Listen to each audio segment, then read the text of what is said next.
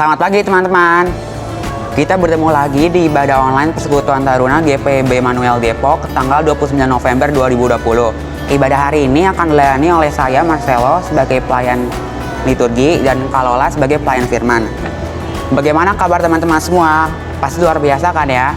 Mari kita persiapkan ibadah kita hari ini dengan mempersiapkan Alkitab dan duduk dengan yang nyaman. Aku persilakan teman-teman untuk saat teduh terlebih dahulu. Saat teduh dimulai.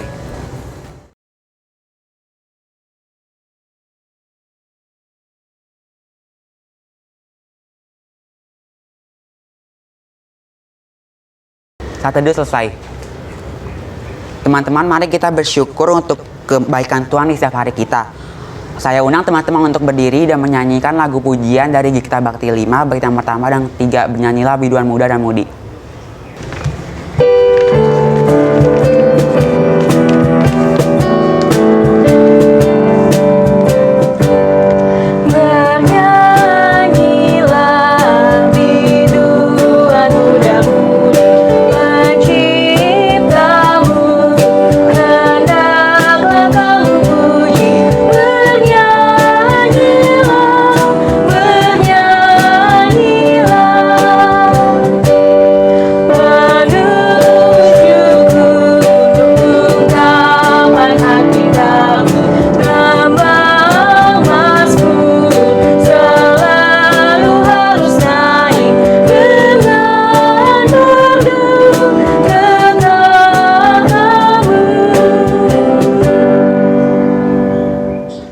Teman-teman dipersilakan duduk kembali. Sekarang kita akan mendengarkan firman Tuhan yang akan disampaikan oleh Kak Lola.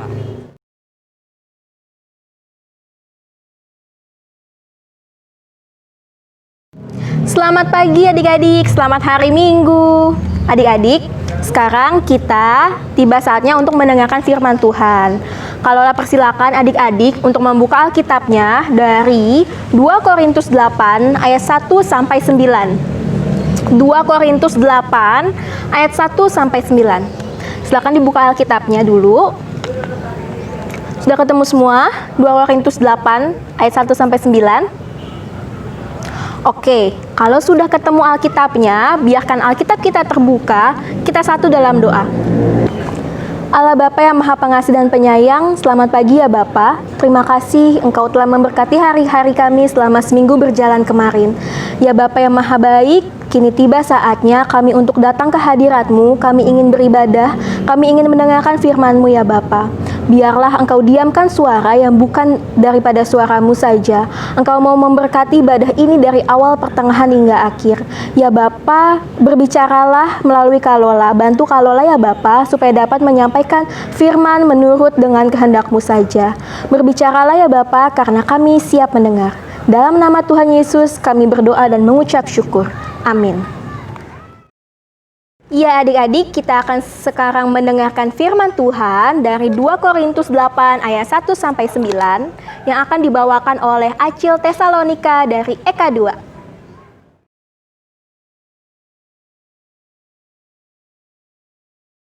Shalom, pembacaan kita hari ini diambil dari 2 Korintus 8 ayat 1 sampai 9 yang berjudul Pelayanan Kasih.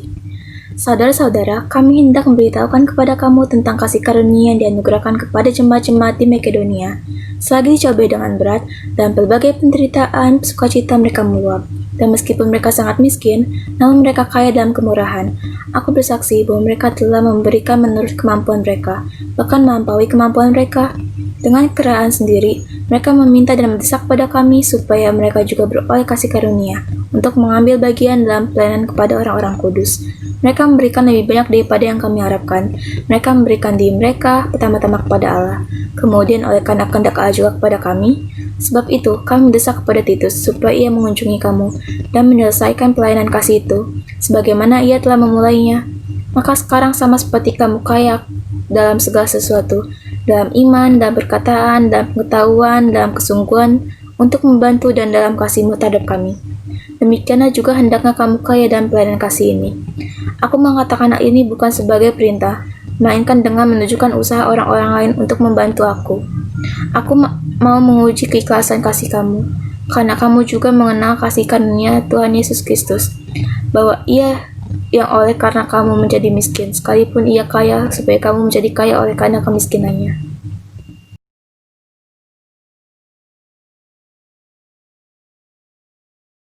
Iya adik-adik, ada seorang anak laki-laki, anak remaja, yang baru saja pindah dari kota kelahirannya ke sebuah kota yang baru, ke sebuah kota kecil yang asing.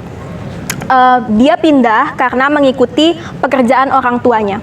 Dia harus meninggalkan sekolahnya, teman-teman lamanya, lingkungannya yang lama yang sudah nyaman untuk pindah ke lingkungan yang baru.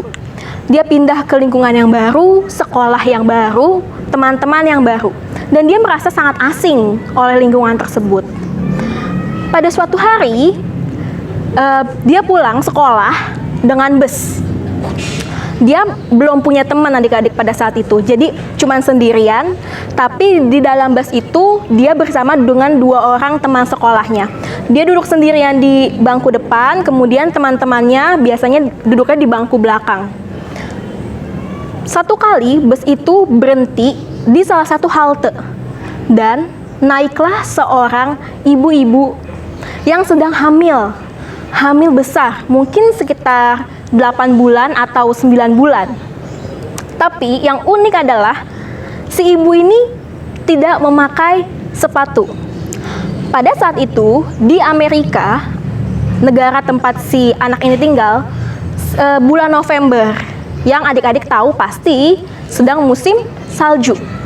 Dan adik-adik tahu ini pasti dingin sekali, ya. Dan si ibu ini nggak pakai sepatu. Kemudian si ibu ini naik dan duduk di belakang bangku sopir. Pak sopir bus ini lalu bertanya sama si ibu, "Bu, kenapa ibu nggak pakai sepatu? Karena di luar itu sedang hujan salju, pasti dingin banget."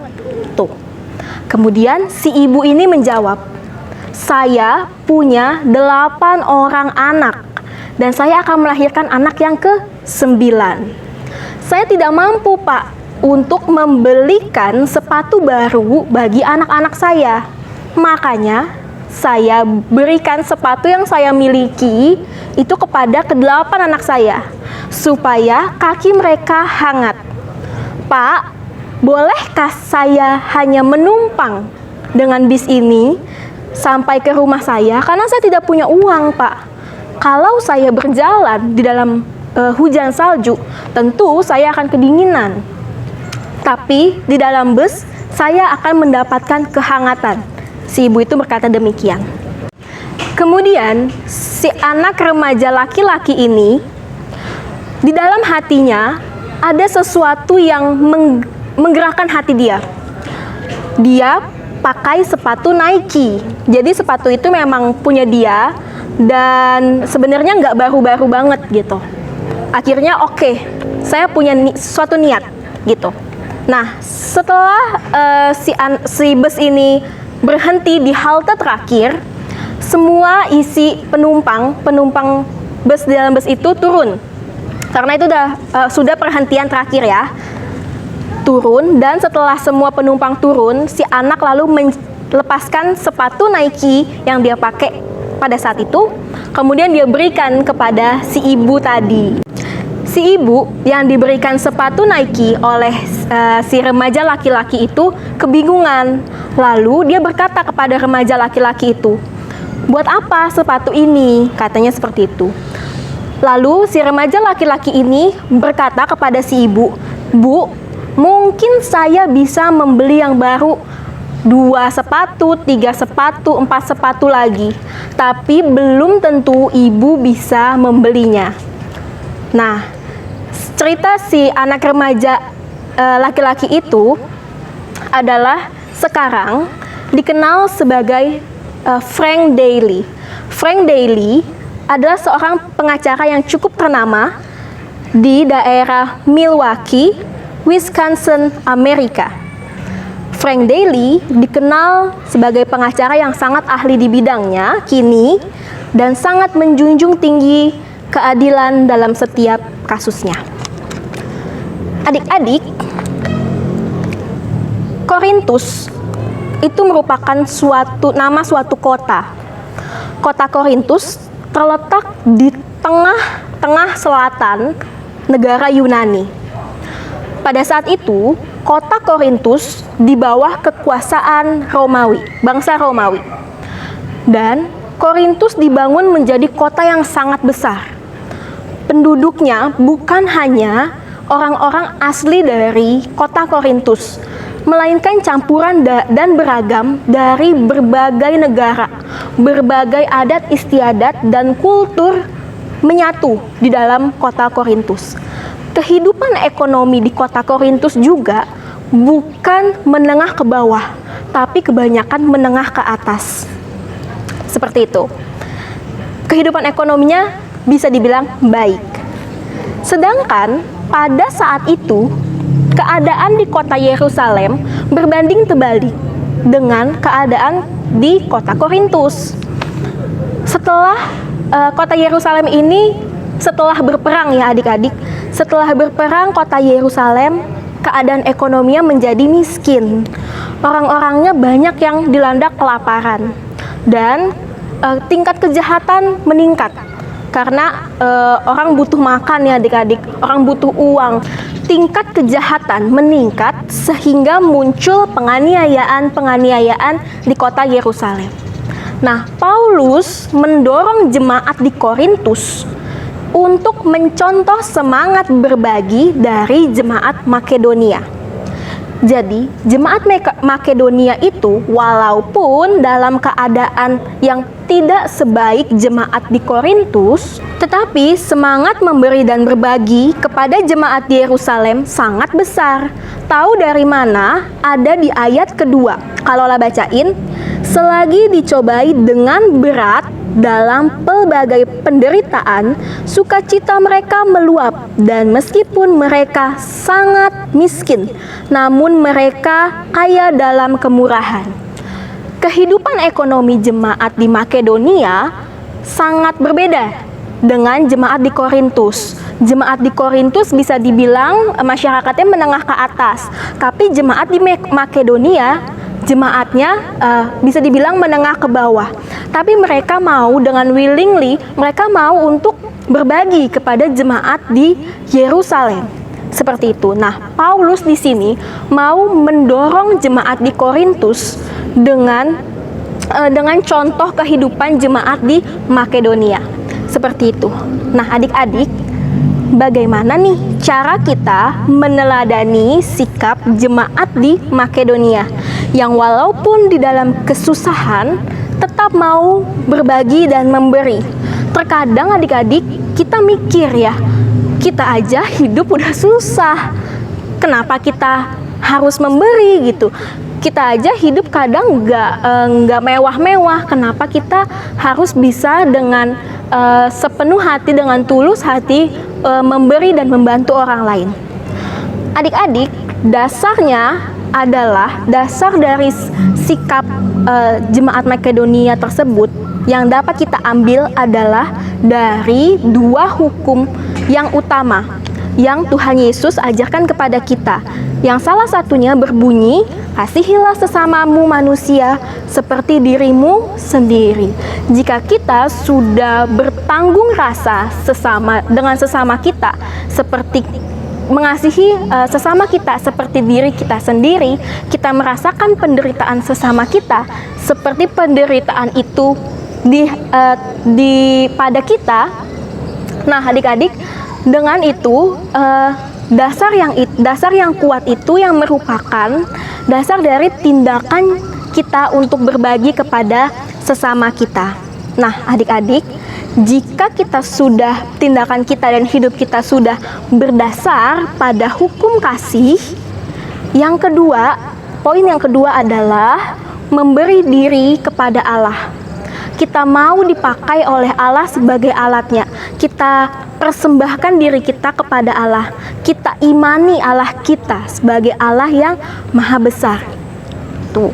Kemudian yang ketiga adalah memberi diri kepada pelayanan. Adik-adik mengerti bahwa pelayanan itu bukan hanya di gereja saja, tetapi pelayanan itu bisa di sekolah, bisa di rumah, di lingkungan rumah adik-adik, di antara persaudaraan adik-adik, dimanapun adik-adik berada. Di mana ada adik-adik di situ, adik-adik harus melayani. Yang keempat, bersedia dipakai menurut kehendak Allah dan untuk kemuliaan Allah. Dipakai menurut kehendak Allah, bukan menurut kehendak Kalola, bukan menurut kehendak kakak Layan, bukan menurut kehendak orang lain, tapi kehendak Allah.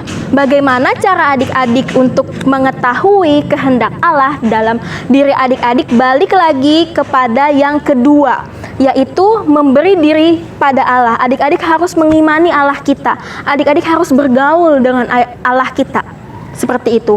Dan untuk kemuliaan nama Allah, bukan untuk kemuliaan namanya Kalola, bukan untuk kemuliaan nama kakak Layan atau nama adik-adik sendiri, tapi one and only untuk kemuliaan nama Tuhan.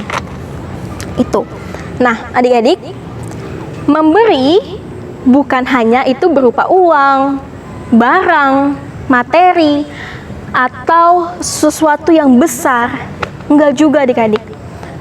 Kita belajar dari ceritanya Frank Daly. Dia nggak kenal ibu hamil tadi. Dia juga bergumul dengan lingkungan yang baru. Dia merasa asing. Tapi dia mau memberi sepatu Nike-nya kepada si ibu tadi. Dan dia nggak peduli sepatunya itu, mungkin dia biasa untuk main basket gitu kan. Sepatunya itu sepatu laki-laki. Tapi dia nggak peduli. Dia ingin si ibu itu merasakan kehangatan. Nah, adik-adik, contohnya apa nih kalau bantuan yang bukan hanya berupa uang atau materi? Bisa berupa tenaga adik-adik, bisa berupa support, bisa berupa dukungan moral, dan sesuai dengan kemampuan kita. Apa yang kita punya, jadi nggak usah berlebihan, tapi apa yang kita punya kita bisa bantu orang lain. Contohnya apa? Jika adik-adik lagi main handphone, terus buka WhatsApp story atau Instagram story, terus kalian ngelihat teman kalian lagi galau, lagi sedih, lagi bete, lagi menghadapi masalah yang besar, adik bisa tuh untuk menyemangati teman-teman adik-adik. Kasih support, kasih dukungan, semangat kepada mereka supaya mereka semangat untuk menjalani hari-hari mereka. Kemudian juga bisa mendengarkan curahan hati teman-teman adik-adik yang lagi ada masalah. Terkadang mereka itu nggak butuh banyak advice dari kita, tapi terkadang mereka itu cuma pengen didengerin aja supaya hatinya lega, seperti itu. Itu sudah membantu dan melayani teman-teman adik-adik. Kemudian untuk yang selanjutnya adalah adik-adik tahu nih kalau kita sebentar lagi akan memasuki Natal. Biasanya PT akan mengadakan Christmas Carol. Nah, khusus tahun ini adik-adik kita akan mengadakan Christmas Carol-nya secara online. Di mana bagaimana adik-adik bisa membantu? Adik-adik bisa ikut andil dalam berdoa untuk oma opa, bernyanyi untuk oma opa, membaca Alkitab untuk oma opa. Nah, di situ oma opa akan merasakan kehadiran adik-adik. Oma opa akan mendapatkan keceriaan, kehangatan itu. Seperti itu adik-adik.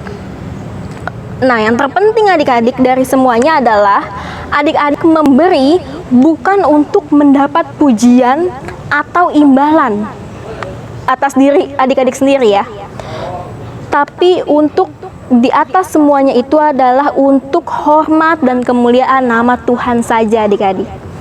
Nah, demikian pemberitaan firman Tuhan pada pagi hari ini. Ingat adik-adik untuk melayani dan berbagi kepada sesama adik-adik sesuai dengan kemampuan adik-adik. Siapa banyak memberi berkat, diberi kelimpahan. Amsal 11 ayat 25a. Amin untuk firman Tuhan pada pagi hari ini.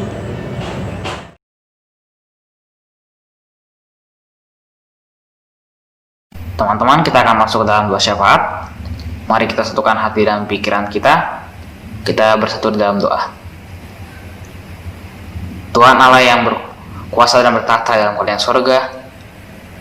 Puji dan syukur kami panjatkan kehadirat-Mu yang kudus, ya Tuhan, karena hingga pada saat ini Engkau masih memberi kami nafas kehidupan, sehingga kami masih bisa dapat memuji dan memuliakan nama yang kudus, walau secara jarak jauh atau online. Ya Tuhan, kami ingin berdoa untuk keluarga kami masing-masing, Tuhan. Kiranya Engkau senantiasa memberi kesehatan kepada kami semua. Juga Engkau lindungi seluruh anggota keluarga kami, supaya tidak ada dari kami yang terkena segala jenis penyakit, terutama penyakit yang sedang melanda dunia pada saat ini, yaitu virus corona atau COVID-19. Ya Tuhan, tak lupa juga kami ingin memohon pertolongan-Mu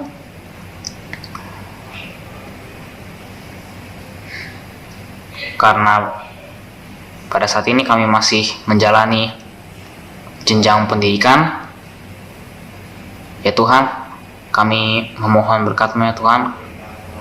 Engkau tolong beri kami semangat Tuhan untuk menjalani seluruh kegiatan belajar mengajar,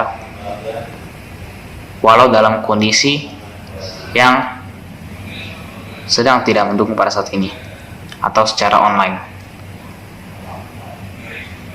Kami memohon berkat-Mu ya Tuhan, supaya kami dapat fokus, kami dapat mengatur waktu kami,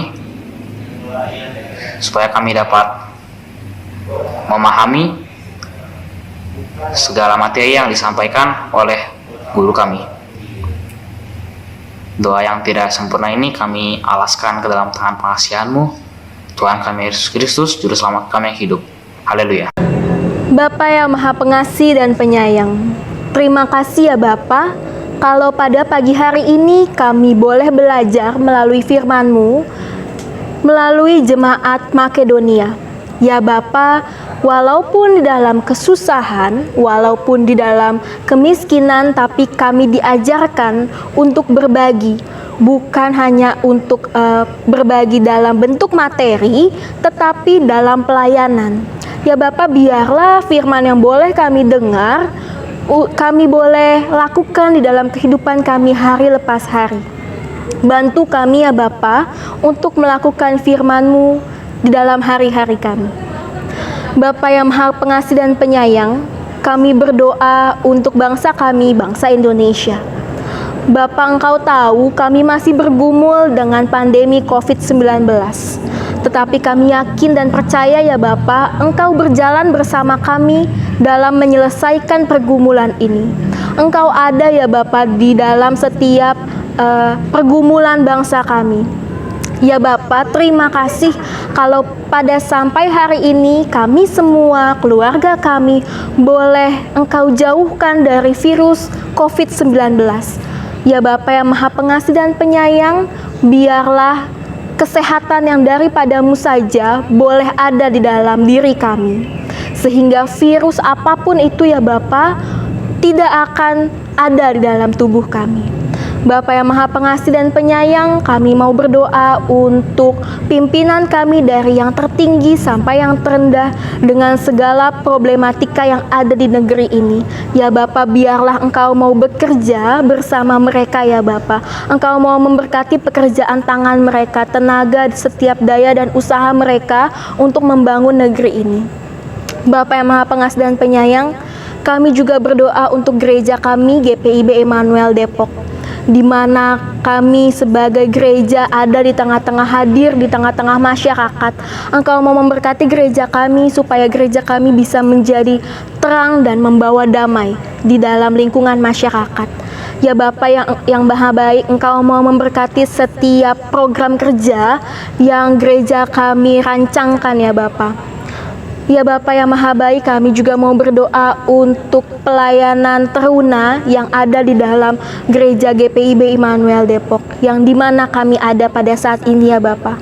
Engkau mau memberkati pelayanan ini, Engkau mau hadir di dalam setiap ibadah-ibadah online kami.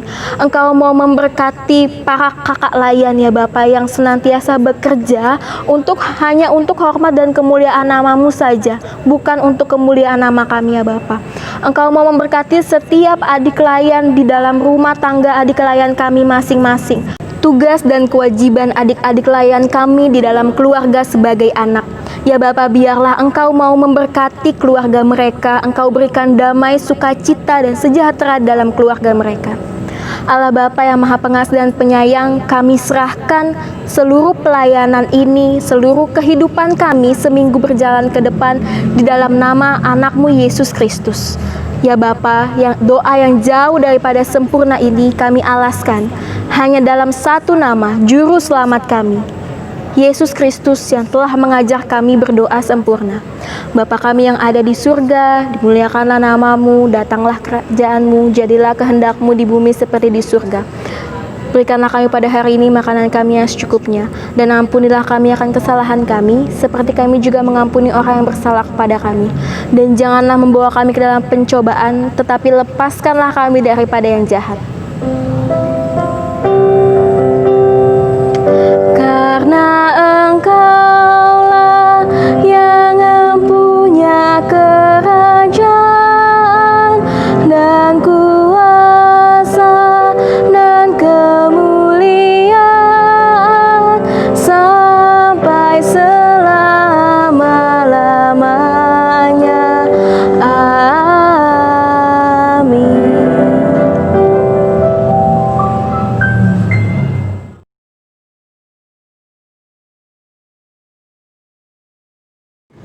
Teman-teman, kita akan memberikan persembahan. Teman-teman dapat memberikan persembahan bersama keluarga melalui cara-cara berikut. Cara yang pertama, cara yang kedua, cara yang ketiga, cara yang keempat,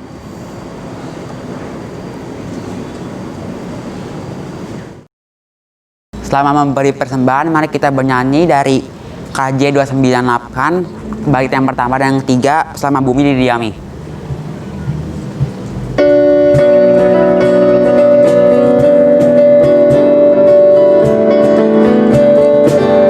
Selama bumi didiami, berbunga terus berbuah baik. Engkau ya Allah Bapa kami sembah syukur padamu naik. Burung di langit kau suapi, bunga di ladang berseri. Tak usah kami pun khawatir, seluruh hidup kau beri.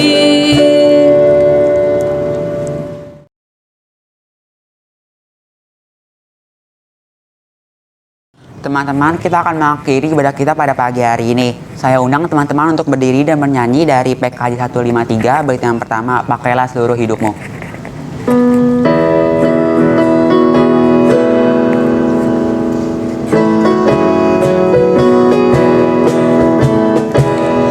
Pakailah seluruh hidupmu dalam ladang dunia, tiap harta dan talentamu pergunakan baginya.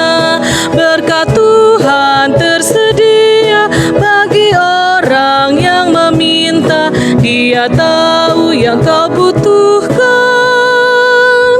kini dan selamanya.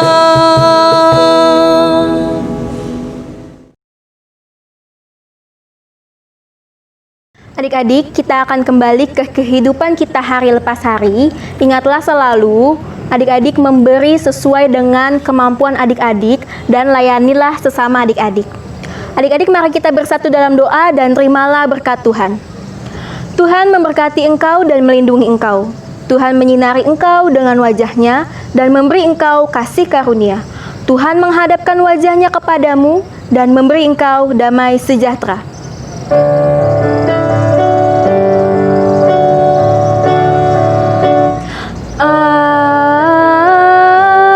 Amin, amin, amin.